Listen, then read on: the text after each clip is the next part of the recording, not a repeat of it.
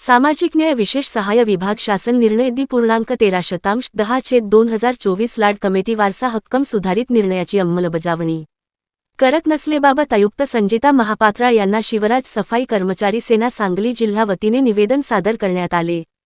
सविस्तर माहिती अशी की 13 ऑक्टोबर 2024 शासन निर्णय मध्ये 1975 ते 2023 मधील पूर्वाश्रमी डोकीवरून मैला वाहिलेल्या वारसांना लाड कमेटी वारसा हक्क देणे व शासन निर्णय मध्ये सर्व निकष निर्णय दिले आहेत। विषयांकित संदर्भास अनुसरून महापालिकेकडे काही वारसाठी शासन निर्णय झाल्यानंतर अर्ज दाखल केले आहेत, तरी महापालिका प्रशासन हे दिनांक 13 ऑक्टोबर 2024 नंतरचे अर्ज स्वीकारले जाणार नाही अशी भूमिका घेतली आहे। त्याचबरोबर संबंधित वारसाचे चौकशी करणे असे जाचक अटी लावून दिनांक 13 ऑक्टोबर 2024 च्या निर्णयास विलंब करत मूळ सफाई कामगाराचे वारसास लाड कमेटी वारसास वंचित ठेवण्याचा प्रयत्न करत आहे।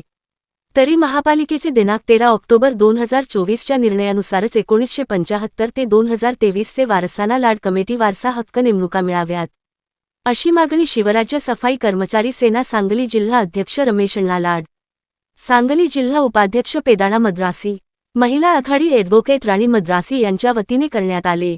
तिरंगा न्यूज महाराष्ट्रासाठी मुख्य संपादक सलीम भाई अता।